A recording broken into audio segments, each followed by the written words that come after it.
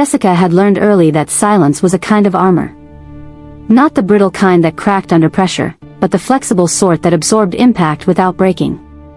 She carried trays through the dim interior of the velvet room like she'd been born to do it, her movements efficient, her face carefully neutral. The restaurant wasn't the kind of place that appeared on tourist guides. It existed in the gray space between legitimacy and something else entirely, the kind of establishment where men in expensive suits discussed things that never made it into contracts. She'd been working there for 3 months when Anton Sidorov first noticed her. Not noticed in the way men usually did, with eyes that lingered too long or hands that found excuses to touch. His noticing was different. It was the kind of attention that made her skin prickle with awareness, the sensation of being studied rather than simply seen.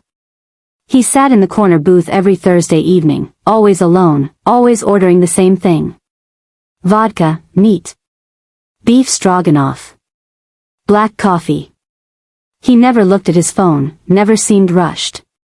He just existed in that space with a stillness that felt almost predatory. The other girls had warned her about him within her first week. Not in the dramatic way people warn about obvious dangers, but in hushed voices during cigarette breaks, in the careful way they avoided his section unless specifically assigned. "That's Anton Sidorov," Irina had said, her accent thick despite 20 years in America. "You serve him, you smile polite, you don't ask questions. Understand?" Jessica had understood. She understood that power in this city didn't always announce itself with violence. Sometimes it just sat in corner booths and waited. The first time she served him directly, her hands hadn't trembled. She'd learned that trick too, how to keep her body from betraying what her mind might be feeling. She'd placed the vodka down with the same careful precision she used for every table, had recited the specials in the same measured tone. He'd looked up at her then, really looked, and she'd felt something shift in the air between them. His eyes were gray, the color of winter mornings, and they held an intelligence that made her feel simultaneously exposed and curiously safe. "You're new," he'd said. Not a question. His English carried the faint trace of an accent, consonants just slightly harder than they should be. 3 months, she'd replied, meeting his gaze without flinching. She'd seen too much in her life to be intimidated by a man in a suit, no matter what the other girls whispered. Something had flickered across his face then, too quick to name. "What's your name?" "Jessica." He'd nodded once, dismissed her with a slight gesture that was somehow more courteous than rude, and she'd walked away feeling like she'd passed some kind of test she hadn't known she was taking. The weeks that followed established a pattern. He came every Thursday. Sometimes Friday as well. She wasn't always his server, but when she was, their interactions remained the same. Minimal. Polite. Charged with something neither of them acknowledged. She noticed things about him despite herself. The way he held his fork, precise and controlled. The fact that he never raised his voice, but people around him still tensed when he spoke. The small scar that cut through his left eyebrow, barely visible unless the light hit it right. The way he sometimes stared at nothing for long moments, his jaw tight with thoughts she couldn't read. She noticed, too, the way the restaurant changed when he was present. Conversations became more careful. Laughter more measured. Even Marco, the owner who ruled the kitchen with an iron fist and a quick temper, became someone else entirely around Anton. Deferential. Nervous. It told Jessica everything she needed to know about the kind of power Anton wielded, the invisible weight he carried into every room.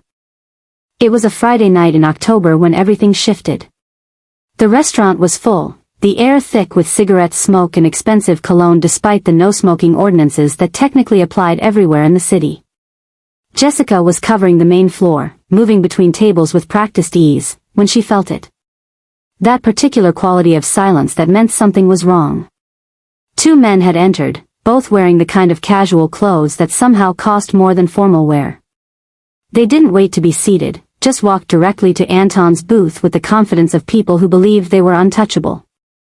Jessica couldn't hear what they said, but she saw Anton's posture change. It was subtle, just a slight squaring of his shoulders, a fractional shift in how he held his head. The men stood there for perhaps 30 seconds. Anton didn't stand. Didn't raise his voice. Simply spoke a few words in Russian, his tone flat and final. The men left.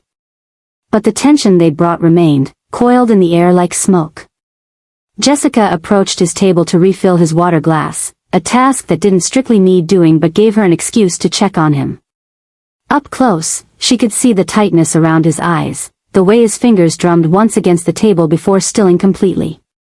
"Everything all right?" she asked, the question out before she could stop herself. He looked at her, and for just a moment, she saw something raw in his expression. Exhaustion, maybe. Or a weariness that went deeper than physical tiredness. Then it was gone, locked behind the careful mask he wore. "Fine," he said. Then, after a pause, "Thank you for asking." She should have walked away. Should have maintained the professional distance that kept her safe in a place like this. Instead, she heard herself say, "You know, in my experience, when someone says they're fine in that particular tone, they're usually anything but." The corner of his mouth twitched. Not quite a smile, but close. Observant. "Survival skill," she replied, then did walk away, her heart beating faster than it should have been. He left a $100 tip that night on a $40 check. She stared at it for a long moment before pocketing it, unsure what it meant but certain it meant something. The following Thursday, he wasn't alone. 3 men sat with him, their conversation low and intense. Jessica served them without comment, professional and invisible. But she felt Anton's eyes on her multiple times throughout the evening, tracking her movements across the floor. When she brought the check, one of the other men said something in Russian that made the others laugh. Anton didn't laugh. He responded in the same language, his tone sharp enough that the laughter stopped immediately. After they left, Marco pulled her aside in the kitchen. His face was pale, worry etched into the lines around his mouth. "Jessica, I need to ask you something, and I need you to be honest with me." He wiped his hands on his apron, a nervous gesture she'd never seen from him before. "Has Mr. Sidorov ever made you uncomfortable? Ever asked you for anything inappropriate?" She frowned, genuinely confused. "No. Never." "Why?" Marco exhaled slowly. "He asked about you tonight. About your schedule. How long you've been here. If you're..." He paused, choosing words carefully, "seeing anyone." Her stomach did something complicated. "And you told him?" "I told him you're a good worker who keeps to herself. That's all I know, and that's all I said." Marco met her eyes. "Jessica, I like you. You're smart, you work hard, you don't cause drama. But if Anton Sidorov is interested in you, that's going to complicate things in ways I can't protect you from." "I haven't encouraged anything," she said, defensive despite herself. "I know. That's probably why he's interested." Marco sighed, suddenly looking much older than his 50-something years. Men like him, they're used to people wanting things from them. Money, protection, access. Someone who doesn't want anything is unusual. Intriguing. "I want to keep my job and pay my rent," Jessica said flatly. "That's what I want." "Then my advice? Stay professional. Don't get pulled into whatever this is." She nodded, accepted the advice, and intended to follow it. But intention and reality rarely aligned perfectly, especially when dealing with forces as persistent as Anton Sidorov's quiet attention. He didn't ask her out. Didn't send flowers or gifts or engage in any of the typical gestures of courtship. What he did was worse and somehow better. He simply became more present. Started asking her small questions. How was her day? If she'd tried the new coffee blend Marco had ordered. Whether she preferred morning or evening shifts. Nothing invasive, nothing that crossed lines, but each question built on the last, constructing a foundation of familiarity brick by careful brick. And despite her better judgment, despite Marco's warning and her own instinct screaming caution, Jessica found herself answering. Found herself asking questions in return. Learning that he took his coffee black because his grandmother had called sugar a weakness. That he'd learned English from American movies, which explained his occasionally strange word choices. That he hated the opera despite owning a box at the theater because it was expected of him. "Why do something you hate?" she'd asked one quiet evening when the restaurant was nearly empty. "Because hatred is better than indifference," he'd replied, his eyes distant. "At least hatred means you still feel something." It was the most honest thing he'd ever said to her, and it landed in her chest with unexpected weight. The shift came in November, during the first real cold snap of the season. Jessica's apartment building had issues with heating, something the landlord kept promising to fix but never did. She'd come to work shivering despite layers, her fingers stiff with cold. Anton had noticed immediately. "You're cold," he'd observed, frowning. "Broken heating," she'd said, trying for casual and probably missing. "It's fine." His expression had darkened. "Where do you live?" She'd hesitated, but something about the genuine concern in his voice made her answer. She'd given him the address, expecting nothing, or perhaps expecting something she should have been more wary of. 2 days later, her heating was fixed. The landlord, who'd ignored her complaints for weeks, had suddenly treated it as an emergency. When she'd asked what changed, he'd muttered something about making sure good tenants are taken care of, and refused to meet her eyes. She'd known immediately. Had felt it in her bones, that particular certainty that comes from recognizing patterns even when you don't want to. That Thursday, when Anton came in, she'd walked directly to his table before he'd even fully sat down. "You fix my heating," she'd said quietly. He'd looked up at her, his expression unreadable. "You were cold. You can't just do things like that." "Why not?" "Because." She'd struggled to articulate it, this thing that felt like both a gift and a chain. "Because then I owe you. You owe me nothing." His voice had been firm, almost sharp.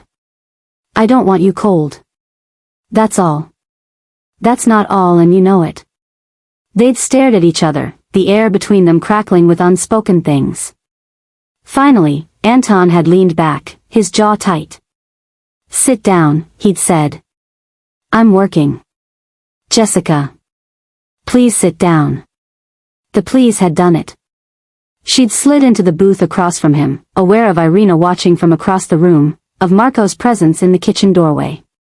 "I'm not a good man," Anton had said, his voice low enough that only she could hear. "I don't pretend to be. The things I do, the world I exist in, it's not something you should want any part of." "Then why are you telling me this?" "Because you deserve honesty." He'd paused, his fingers drumming that single rhythm against the table again. "Because when I see you cold, or struggling, or working yourself to exhaustion for tips that barely cover your expenses, something in me wants to fix it. Wants to make sure you're safe and warm and taken care of. And I know that instinct, that wanting, it's dangerous for both of us." Jessica had felt her heart hammering against her ribs. "I don't need to be taken care of." "I know. That's part of the problem." "What's the other part?" He'd met her eyes then, and what she'd seen there had stolen her breath. "Want. Need. Fear. All carefully controlled but unmistakably present. The other part is that I haven't cared about someone's well-being like this in a very long time. And I've forgotten how to do it without consuming everything in my path." She should have run. Should have quit her job, moved to a different neighborhood, put distance between herself and this man who represented every kind of danger she'd spent her life trying to avoid. Instead, she'd reached across the table and placed her hand over his, just for a moment. "I'm not asking you to consume anything," she'd said softly. "But I'm also not asking you to disappear." His hand had turned beneath hers, fingers briefly curling around her palm before releasing. "You should. Probably. But I'm not." That had been the moment. Not a dramatic declaration or a passionate kiss. Just an acknowledgement, quiet and irrevocable, that something existed between them that neither was willing to walk away from despite all logic suggesting they should. The weeks that followed were strange. They didn't date, not in any conventional sense. But Anton's presence in her life became more pronounced. He'd appear at the restaurant on days that weren't his usual schedule. Would sometimes arrive near closing time and wait while she finished her shift, then walk her to her car despite her protests that it wasn't necessary. They talked during those walks, real conversations about real things. She learned about his childhood in St. Petersburg, about the brother he'd lost to pneumonia when they were both young, about his mother who'd wanted him to be a doctor. What happened? Jessica had asked. Life happened. Choices happened. You reach a point where the road back becomes longer than the road forward, and you stop looking behind you. She'd told him about her own past in careful doses.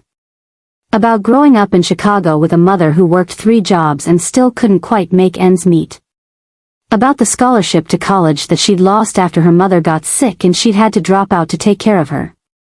About the debt that followed, the choices that narrowed, the dreams that got packed away for someday. You still want to go back? He'd asked. To school? Some days, she'd admitted.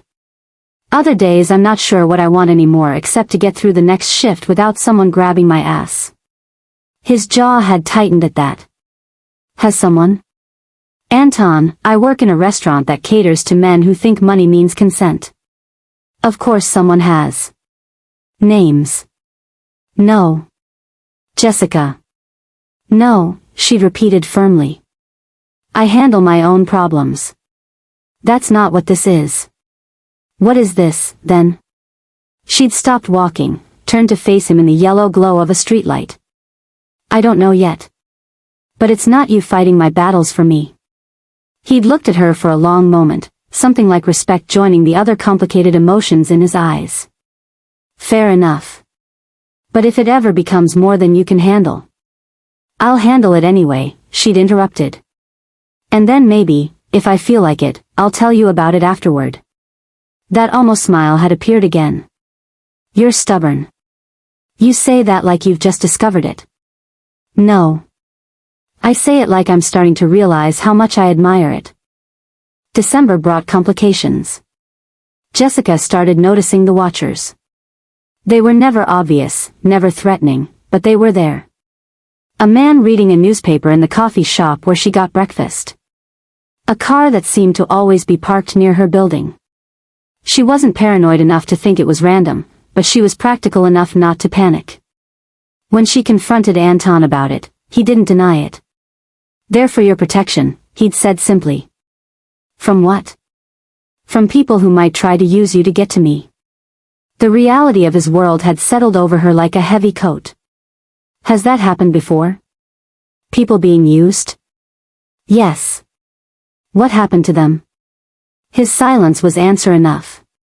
Jessica had sat with that knowledge for several days, turning it over in her mind like a stone. The smart thing would be to walk away. To thank him for the heating repair and the protection she hadn't asked for and return to her simple, difficult, but ultimately safer life. The smart thing would be to recognize that caring about Anton Sidorov meant inheriting enemies she'd never made and dangers she'd never courted. She'd almost convinced herself to do the smart thing when Victor showed up. Victor was Anton's cousin, though they looked nothing alike. Where Anton was controlled and precise, Victor was loose and loud. He'd arrived at the restaurant on a Tuesday afternoon, when the lunch crowd had thinned and Jessica was rolling silverware for the dinner service. He'd walked up to her with the kind of confidence that immediately set off her internal alarms. You must be Jessica, he'd said in heavily accented English, his smile too wide. Can I help you? I help you, maybe. I'm family of Anton. Victor. He'd extended a hand that she'd shaken briefly out of politeness. Anton, he talk about you. That's nice, she'd said neutrally, returning to her silverware. He like you very much. This is problem, maybe. Her hands had stilled. How is that a problem? Victor had pulled out a chair and sat without invitation, his posture relaxed but his eyes sharp. Anton is important man. Has responsibilities. Has enemies. Pretty girl from restaurant, this is not serious thing for man like him. You understand? The condescension in his tone had made her teeth clench, but she'd kept her voice level. What I understand is that Anton is an adult who makes his own choices. Yes, of course. Victor had waved a hand dismissively. But sometimes, choices have consequences. Sometimes, better to walk away before consequences come. Is that a threat? No, no. He'd laughed, but there was no humor in it. Is advice. Friendly advice from family who cares about Anton's well-being. And maybe yours also. Jessica had put down the silverware and leaned forward slightly. I appreciate your concern, but I don't need advice about my personal life from someone I just met. If Anton has something to say to me, he can say it himself. Victor's smile had faded. You have spirit. This is good, usually. But spirit sometimes makes people do stupid things. Anton cannot afford stupid things right now. Too much happening. Too many people watching. You make him weak. I make him nothing. Whatever Anton feels or doesn't feel, that's his choice. Choice, Victor had repeated, his tone suggesting the word tasted bad. In our world, choice is luxury. You think you choose to be with Anton? You think he choose to care about you? No. Is weakness. Is distraction. Is danger. Before Jessica could respond, Marco had appeared from the kitchen, his face pale but determined. Everything okay here, Jessica? He'd asked, his eyes on Victor. Victor had stood, his expression shifting back to affable in an instant. Everything perfect. I just leaving. Nice to meet you, Jessica. Think about what I say, yes? He'd left, and Jessica had exhaled slowly, her hands trembling slightly with suppressed anger. You okay? Marco had asked quietly. Fine. Just some friendly advice. Her tone had made it clear what she thought of the advice. Marco had hesitated, then said, Jessica, I've worked in this business a long time. I've seen this story before. It never ends well for the girl. Maybe I'm not every other girl. That's what they all think. She'd wanted to argue, to insist that her situation was different, that she was different. But the truth was, she didn't know if that was true. All she knew was that when Anton had called her that evening, the sound of his voice had made something in her chest settle, and when he'd asked if she was all right, she'd found herself telling him about Victor's visit. The silence on the other end of the line had been absolute.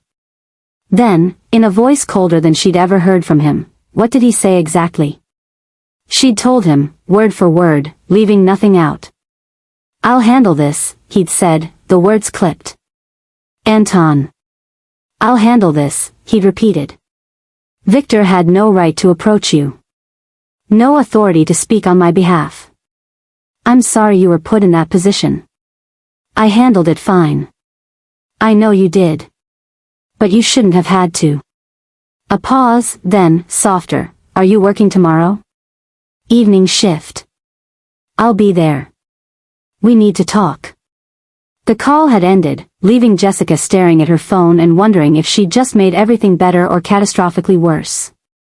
Anton had been waiting in the parking lot when she'd arrived for her shift the next day. He'd been leaning against his car, a black Mercedes that probably cost more than she'd earned in 5 years, his posture deceptively casual. But she could see the tension in his shoulders, the tight set of his jaw. We should talk somewhere private, he'd said without preamble. I have work. I spoke to Marco. You have the evening off. Paid. Jessica had wanted to argue about the high-handedness of arranging her schedule without consulting her, but the look in his eyes had stopped her. This was important. Whatever needed to be said couldn't wait for a quiet moment at the end of a shift. They'd driven to a small park a few blocks away, empty in the gray afternoon light. They'd walked in silence for several minutes before Anton finally spoke. Victor is being handled, he'd said. He won't approach you again. What does handled mean? It means he's being reminded of boundaries and consequences. Nothing you need to worry about. Jessica had stopped walking. See, that's the problem right there. You deciding what I need to worry about. Making decisions about my life without involving me. He'd turned to face her, his expression strained. I'm trying to protect you. By controlling information? By fixing things without telling me? By having people follow me? The people following you are keeping you safe from very real dangers that you don't fully understand. Then explain them to me. Her voice had risen, frustration finally breaking through. Stop treating me like I'm fragile or naive. I grew up in Chicago.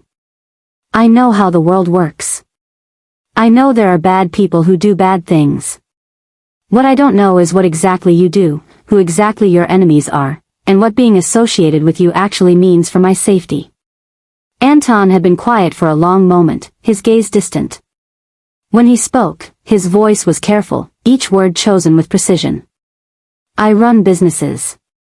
Some legitimate, some that exist in gray areas.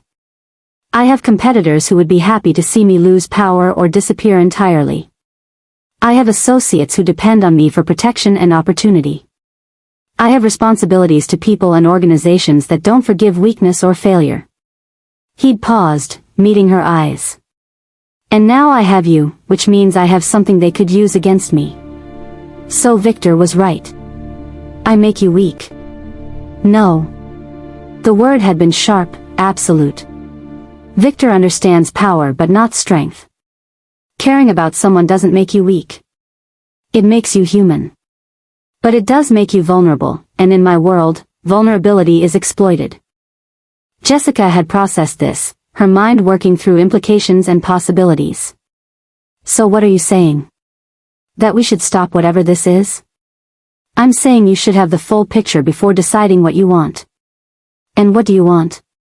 He'd stepped closer, close enough that she could see the faint lines around his eyes, the weariness he tried to hide.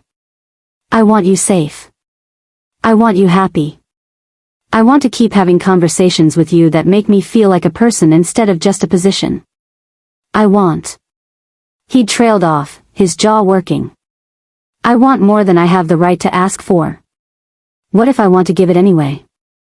Then I'd say you're braver than anyone I've ever met, and probably not thinking clearly. She'd laughed, surprising both of them. Anton, nothing about this has been clear from the beginning. I'm a waitress. You're. She gestured vaguely, whatever you are. This doesn't make sense on paper. But when I'm with you, I feel more like myself than I have in years. You don't need me to be anything other than what I am. That's rare. That's worth something. It's worth more than something, he'd said quietly. It's worth protecting. Even if that means protecting you from me. Stop trying to decide what's best for me.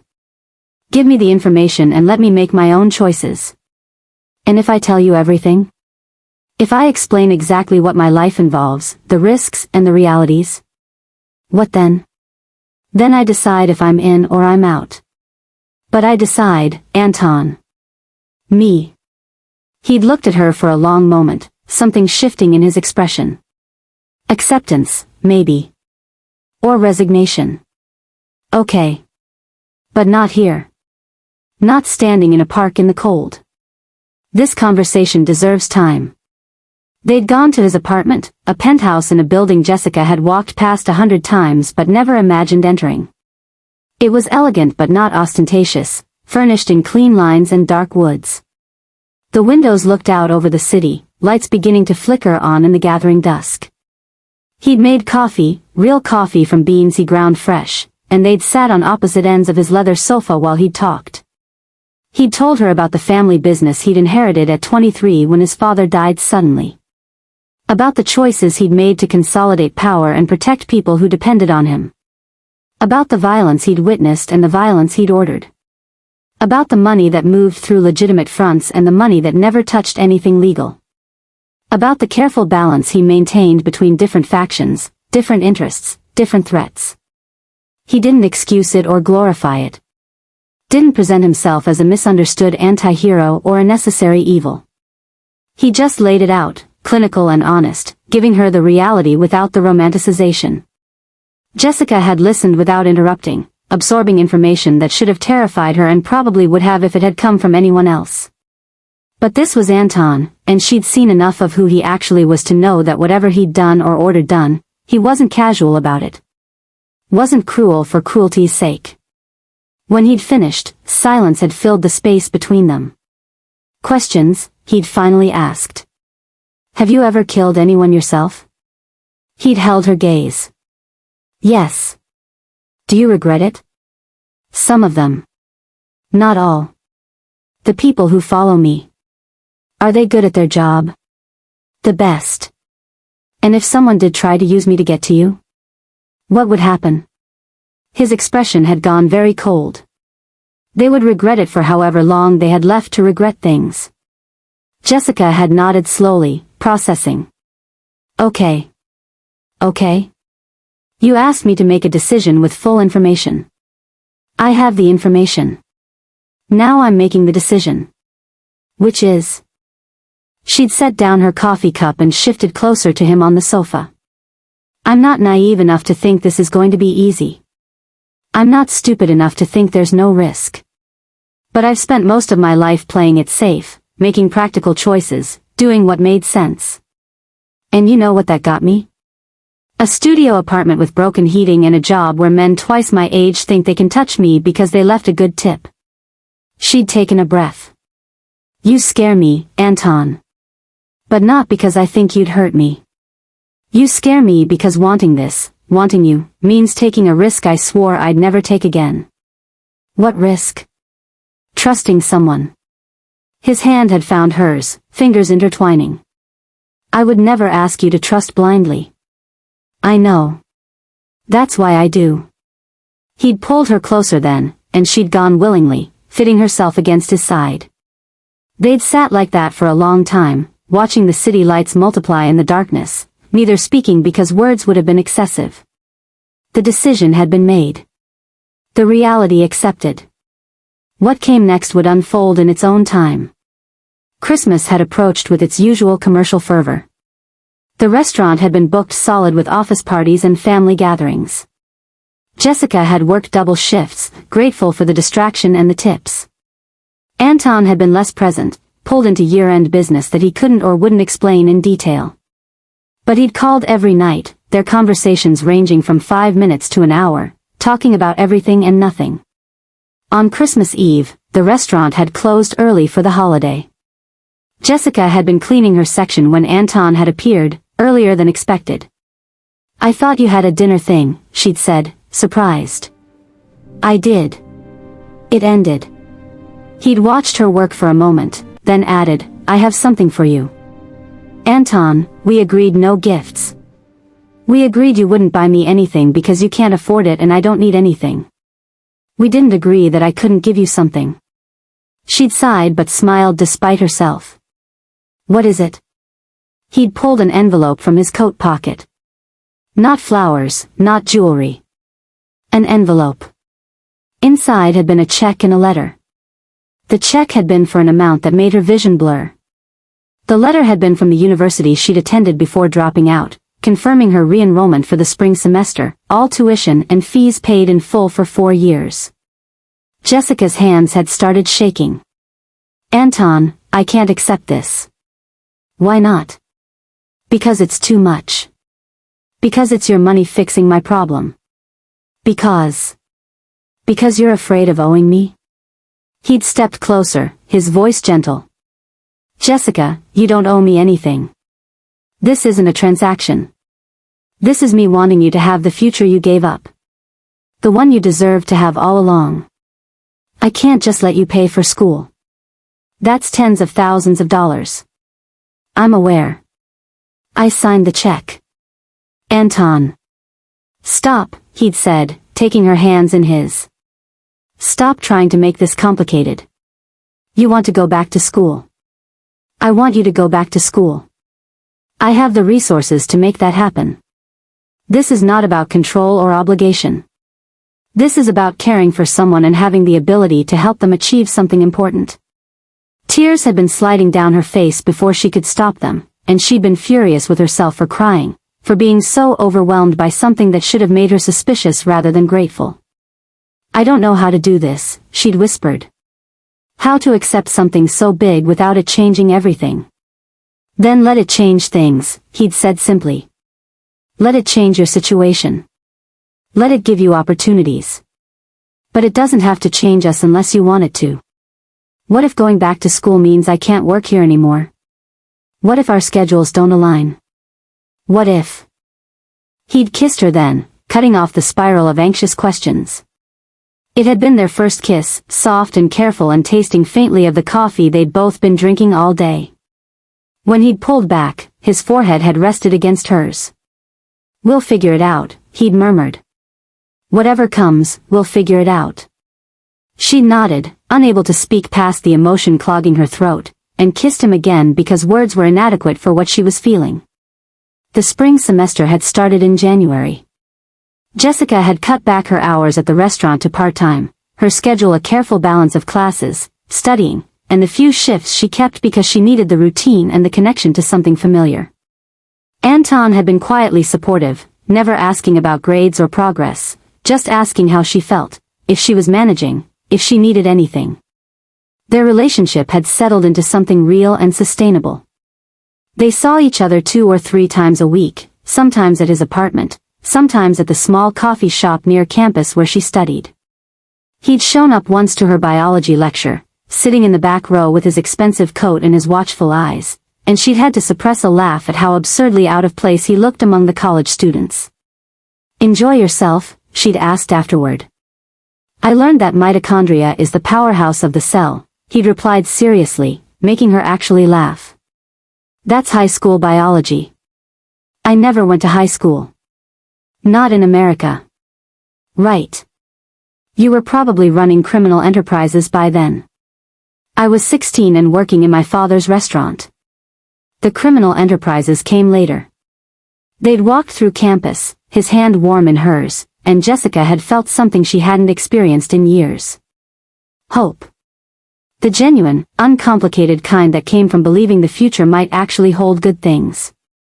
But hope, as she'd learned, was always fragile. The threat had come in February, during a week when Anton had been distracted with something he wouldn't discuss. The watchers had increased, more visible than usual, which she'd learned meant elevated risk levels. She hadn't pushed for details, trusting that he'd tell her if she needed to know. She'd been leaving her evening class when she'd noticed the man. He'd been standing near her car, smoking a cigarette, his posture too casual to be genuine. When she'd approached, he'd smiled. "Jessica, right?" American accent. Young, maybe early 30s. Handsome in a calculated way. "Can I help you?" "Maybe we help each other." "You have a minute to talk?" Every instinct had screamed at her to get in her car and drive away. But the parking lot was well lit and there were other students around. She'd stayed put but hadn't moved closer. "Talk about what?" "About your boyfriend. About the things he does. About whether you really know who you're sleeping with." Her stomach had gone cold. "I'm not having this conversation." "See, I think you are. Because I think you're a smart girl who doesn't want to get caught up in something that could destroy her whole life." He dropped the cigarette and crushed it under his shoe. "Anton Sidorov is under investigation. Federal investigation. RICO charges. Money laundering. Racketeering. The whole package. When it comes down, everyone close to him goes down too. Unless they cooperate first. I don't know anything about his business. Maybe not. But you could. You're close to him. He trusts you. You could get information. Details. Names. In exchange for immunity and protection. You want me to inform on him. I want to give you a way out before the ceiling caves in." Jessica had felt disconnected from her body, like she was watching this conversation happen to someone else. "And if I say no?" The man had shrugged. "Then you take your chances with everyone else. But I'll be honest with you, Jessica. Girls like you? You don't survive the fall. You're collateral damage." He'd handed her a card with a phone number. No name. No agency. Just a number. Think about it. You have maybe 2 weeks before things get loud. Make the smart choice. He'd walked away, leaving her standing in the parking lot with a business card burning in her hand like evidence of a crime she hadn't yet committed. She hadn't called the number. Hadn't told Anton immediately either, because she'd needed time to process what it meant. Federal investigation. RICO charges. The implications were massive, the danger real and immediate. This wasn't abstract anymore. This was her life, her future, potentially her freedom at stake. You don't get to decide that either. Jessica. No. Listen to me. She'd stepped closer, taking his hands in hers. I'm not naive. I know what this means. I know it's going to be hard and complicated and there's no guarantee of anything. But I also know that I don't want to walk away from you just because things got difficult. This isn't difficult. This is catastrophic. Then we deal with catastrophic together. He'd pulled her into his arms then, holding her tight enough that she could feel his heart beating against her cheek. You should run, he'd murmured into her hair. I know. But I'm still here. They'd stood like that for a long time, drawing strength from each other for whatever came next. The next weeks had been tense. Anton's lawyers had been in constant communication. Jessica had kept the business card but hadn't called. The federal agents hadn't approached her again, which she'd taken to mean they were waiting to see what she'd do. Her classes had continued. Her part-time shifts had continued. Life had moved forward with surreal normalcy while everything fundamental shifted beneath the surface. Anton had been more present than usual, as if trying to store up time against a future shortage. They'd had quiet dinners. Long walks. Conversations that ranged from trivial to profound. He'd never asked her to wait for him. Never made promises about what would happen. Just existed with her in the present, taking what they had while they had it. In March, the indictment had come. Not just for Anton, but for 7 others in his organization. The news had covered it extensively, all the usual language about organized crime and law enforcement victories. Jessica had watched the coverage with a sick feeling in her stomach, seeing Anton's photo on the screen, hearing his name attached to charges that sounded more serious when read aloud. He'd been released on bail, $2 million that he'd paid without apparent concern. The trial had been set for June. Jessica had finished her semester with decent grades considering the circumstances. Had kept working her shifts. Had maintained her routine because routine was what kept her grounded. And through it all, Anton had been steady. Not optimistic, but not defeated either. Just focused on the process, on his lawyer's strategies, on preparing for whatever outcome materialized. I need you to understand something, he'd told her one evening in late May. They'd been at her apartment, a small space that had become their refuge from the attention his penthouse attracted. If this goes badly, if I end up serving significant time, I'm not going to ask you to wait. I know. You've said that. But I also need you to know that if you choose to wait, if you decide that's what you want, I won't stop you. Won't tell you you're being foolish even though you probably are. I'll just be grateful for every letter, every visit, every moment you give me. Jessica had turned to face him, memorizing the details of his face as if storing them against future need. I can't promise I won't struggle with it. Can't promise I won't have doubts or hard days. But I can promise that I'm not going anywhere just because things are uncertain.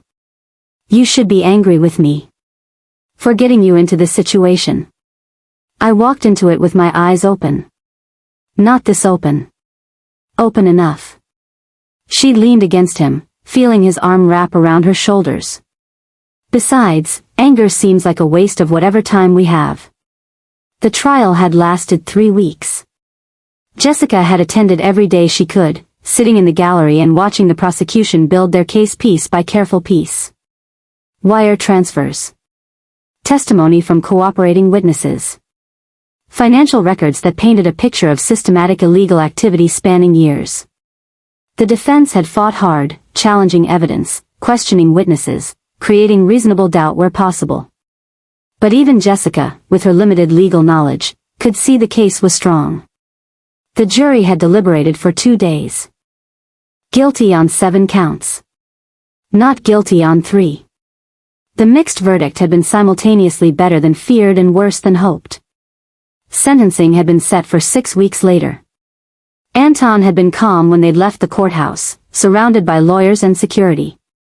He'd found her in the crowd outside and pulled her aside for just a moment. "Go home," he'd said quietly. "I'll call you later. I want to be with you." "I know. But I need to deal with some things first. Make sure everyone is handled and protected. Then I'll call." She'd wanted to argue but had seen the exhaustion in his eyes, the weight he was carrying for everyone depending on him. So she'd nodded and let him go, trusting that he'd keep his word.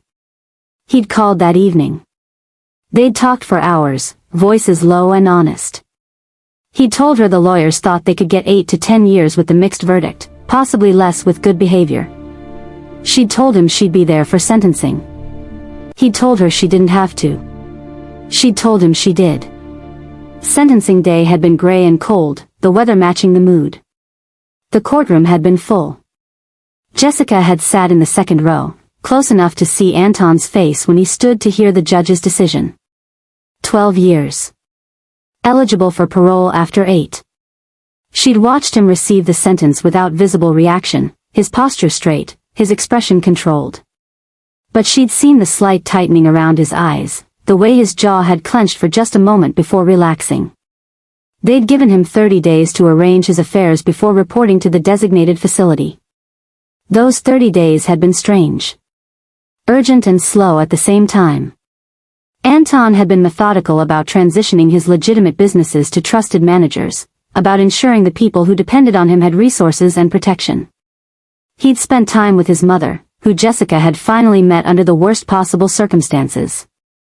She'd been a small, fierce woman with her son's eyes and a strength that made it clear where Anton had learned his own resilience. And he'd spent time with Jessica. Real time, without the pressure of pretending things were normal or would be fine. They'd talked about practical things. How to handle the media attention. Which facility he'd likely be assigned to. How visitation worked. How to send letters. All the mundane logistics of maintaining a relationship across prison walls. "You don't have to do this," he'd said on their last night together. They'd been at his apartment, the city lights spread below them. "I've made my choices. You don't have to live with the consequences." "I'm making my own choices too," she'd replied. "And this is one of them. 8 years is a long time." "I know. You'll meet someone else. Someone who can actually be present in your life. Maybe. Or maybe I won't. Either way, that's my decision to make when and if it happens. Right now, this is where I want to be." He'd kissed her then, slow and deep, like he was trying to memorize the taste of her. When they'd finally pulled apart, his forehead had rested against hers. "Thank you," he'd whispered. "For seeing me. For staying. For being exactly who you are." "Thank you for letting me," she'd whispered back. The next morning, he'd turned himself in. Jessica hadn't gone with him, respecting his request for privacy in that moment. But she'd been there the following week for her first visit, sitting across from him in a room full of other people having similar conversations with similar forced casualness. He'd looked different in the prison uniform, smaller somehow, though his posture was the same. They'd talked about nothing important. How she was doing in her classes. A book she'd been reading. Plans his lawyers had for appeal. Maintaining normalcy in an abnormal situation. When their time had been up and they'd had to say goodbye without touching beyond the brief embrace allowed at the start, she'd seen something in his eyes that might have been hope. Or faith. Or just gratitude that she'd shown up at all. Same time next week, she'd asked. "If you want." "I want." That had been the beginning of a new pattern. Jessica had finished her sophomore year. Had worked her restaurant shifts, saved money, maintained her apartment. And every week, she'd made the drive to the facility where Anton was serving his time. They'd written letters, long meandering things about daily life and future hopes and the peculiar intimacy of knowing someone primarily through words on paper. It hadn't been easy. There had been days when Jessica had questioned her choices, when the loneliness had felt overwhelming and the future impossibly distant. There had been moments when she'd wanted to walk away, to stop investing in something with no guarantees. But then she'd receive a letter, or have a visit where Anton's eyes would light up when he saw her, and she'd remember why she was doing this. Because some connections were worth fighting for. Worth waiting for. Worth the uncertainty and the difficulty and the judgment from people who didn't understand.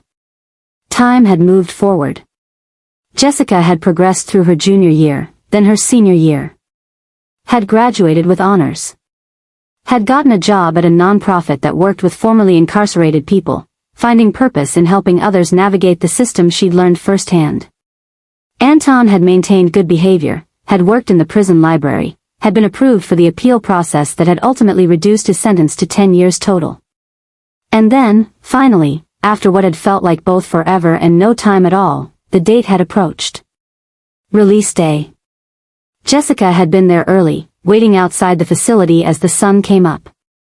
Other families had gathered too, all of them wearing the same expression of nervous hope. When the doors had finally opened and the men had started coming out, she'd spotted Anton immediately. He'd looked older. Thinner. But his eyes had found hers across the distance with the same intelligence, the same careful intensity she remembered. They'd met in the middle, his arms wrapping around her like he was afraid she'd disappear if he let go. She'd held him just as tightly, feeling the reality of him after years of only seeing him across a table or through glass. "You're really here," he'd murmured into her hair. "Where else would I be?" He'd pulled back enough to look at her face, his hands framing her jaw. "I couldn't have blamed you if you'd moved on. Built a life without this weight. I built a life anyway. This is just part of it." They'd stayed like that for a long moment, relearning the physical reality of each other. Then Anton had taken her hand and they'd walked toward her car, toward whatever came next. The weeks that followed had been an adjustment. Anton had had to report regularly to his parole officer, had restrictions on his movement and associations. But he'd also had freedom. The ability to make choices, to be present, to exist in the world without walls and schedules and constant surveillance. He'd found legitimate work with a construction company willing to hire people with records.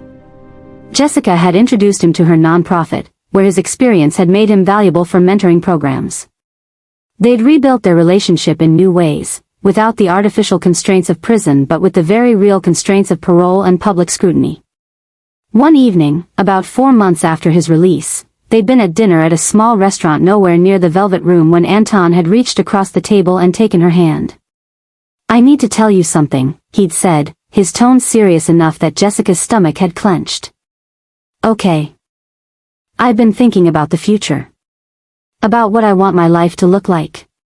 What legacy I want to leave." He'd paused, his thumb rubbing circles on her palm. "And I've realized that everything I want involves you. Building something real. Something that matters. Something that isn't about power or control or maintaining position." Jessica had felt her throat tighten. "Anton. I'm not asking you to marry me," he'd interrupted. "Not yet. I know I need to prove that this version of me, the one who wants a legitimate life and real connections, is sustainable. But I'm asking if you'd be willing to keep building this with me. If you see a future where we're together not despite everything that's happened, but because of it." She'd looked at him, this man who'd been a stranger in a corner booth, who'd become someone essential through patience and persistence and surprising vulnerability. Who'd shown her that strength didn't always look like armor, that power could be gentle, that choices could be remade even after catastrophic mistakes. "I see that future," she'd said quietly. "I've been seeing it for a long time now." His smile had been real and open, transforming his face into something younger and lighter. "Good. Because I'm not going anywhere. Not anymore. Neither am I." They'd finished their dinner, made plans for the weekend, talked about Jessica's work and Anton's construction projects and the ordinary beautiful minutiae of shared lives. And when they'd walked back to her apartment hand in hand, Jessica had felt something she'd learned not to take for granted. Peace. Not the absence of challenge or difficulty, but the presence of certainty about what mattered. About who mattered. The future would bring its own complications. There would be hard days and setbacks and moments of doubt. But they would face those things together, two people who'd chosen each other not because it was easy but because it was real. And in the end, that was the only thing that mattered. Hey loves. If you're still here, if you made it all the way through Jessica and Anton's story, thank you. Seriously. Thank you for staying with them through the tension, the waiting, the complicated choices that never had easy answers. This wasn't a fairy tale, was it? It was messy and real and sometimes uncomfortable. But that's what I love about stories like this. They remind us that love isn't always about grand gestures or perfect timing. Sometimes it's about showing up. About choosing someone even when logic says you shouldn't. About believing that people can change, can grow, can build something new from the wreckage of old mistakes. I want to know what you felt. Did Anton's journey feel real to you? Did Jessica's choices make sense? Were there moments that made you angry, or hopeful, or somewhere in between? Drop your thoughts in the comments. Tell me what landed, what didn't, what you'd want to see more of.